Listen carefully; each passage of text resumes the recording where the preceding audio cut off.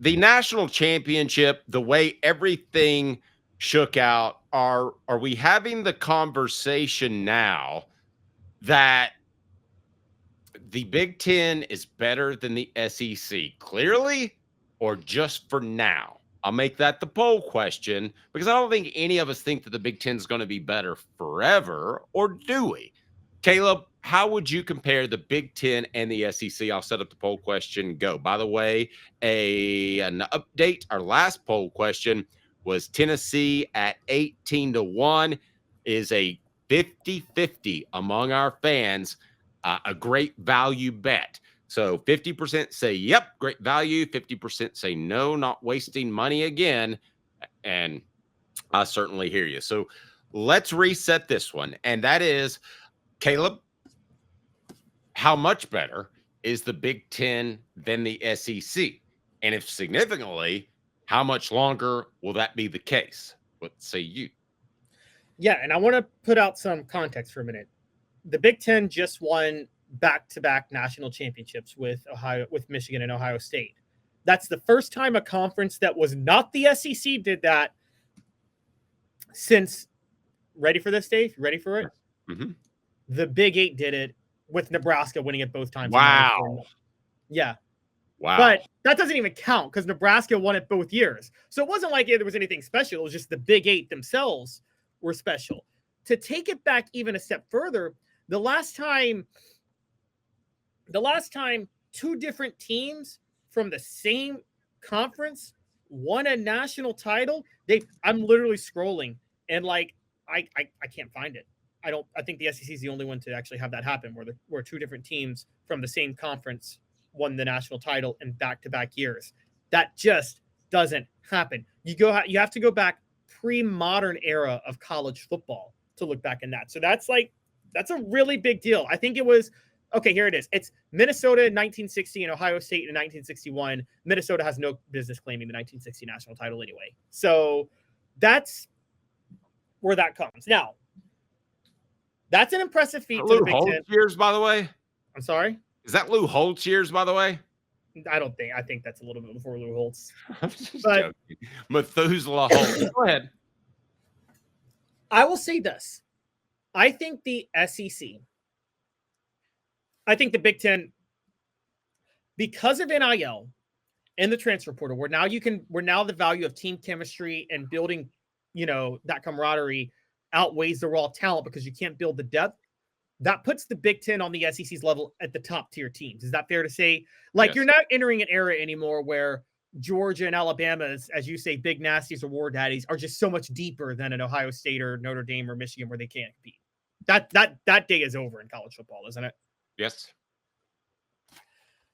You're never going to see an Alabama like run again. And I go back to that. And listen, guys, if you want to know the secret to the Alabama run, would you like to know the secret? It's called close practices. And it had nothing to do with what they were running and keeping from reporters. It had to do with the army of analysts that would run onto the field when the media was gone. And they had a coaching ratio like the NFL, not college football. And that's exactly why Alabama did it. Butch Jones tried to copy it. That's why they brought in a lot of guys like Terry Fair and some other guys. That everybody has tried to do it since. It's a strict NCAA violation, but Alabama got away with it and won, I think last I checked, 58 national championships. Okay, there's two other. Yeah, I was just going to, because 85 players and 10 coaches is a ridiculous ratio, but go ahead. It's a terrible ratio, and Saban complained about it all the time. But by the way, I just want to point, there's two other reasons Alabama did what they did. One, Alabama recruited better than anybody else. It's two obvious ones. They recruited better than anybody else. And two, they had one of the few smart coaches in college football. Those two things kind of outweigh everything else too. But yes, yeah. the analysts were a big thing. But if you had to pick, well, he was smart and he did what he did and he got around the fact that the ratio was so bad. So it's chicken or the egg. But I think that's what he unlocked, that he was like, wow.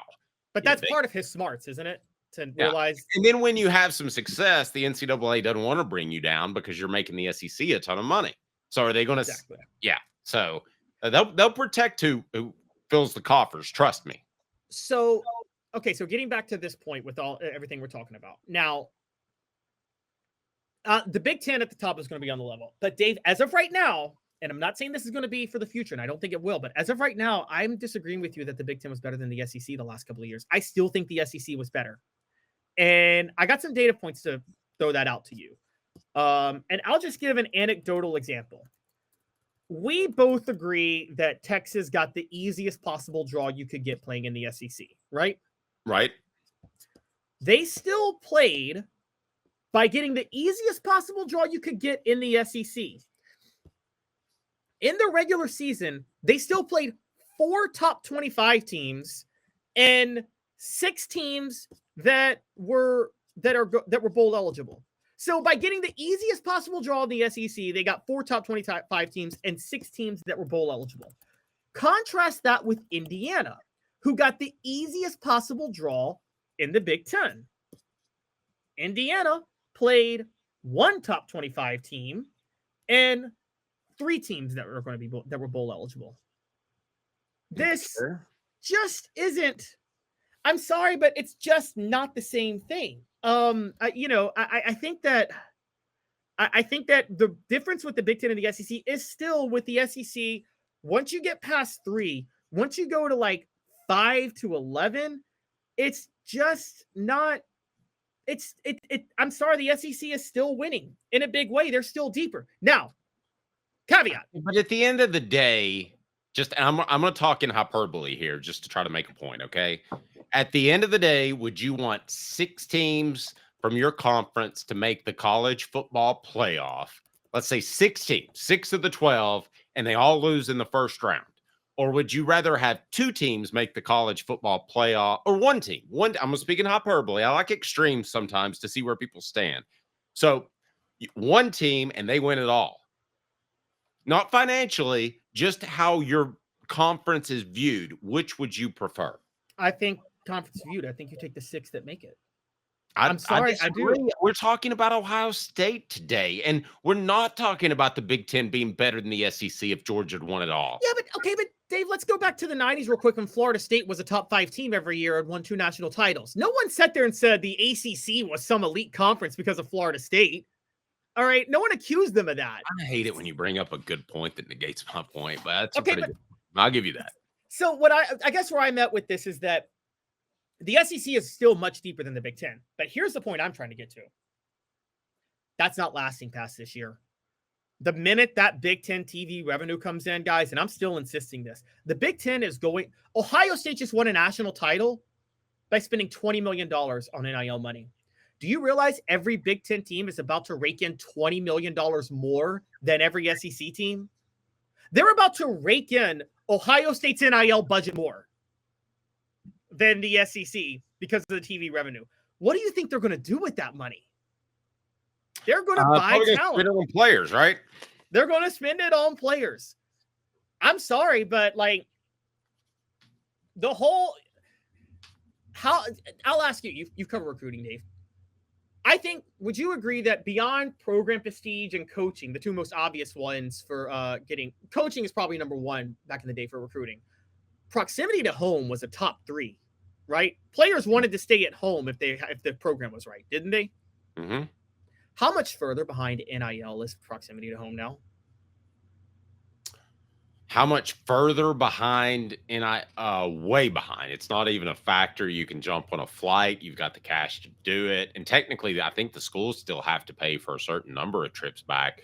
No, you kind of held players by hostage back in the day. I've told these stories before, but Fred White's told me that players would try to save up $20 to get on a Greyhound and get back home. And a lot of times not having that cash made them remain on the team. And then they were won over when they had some success.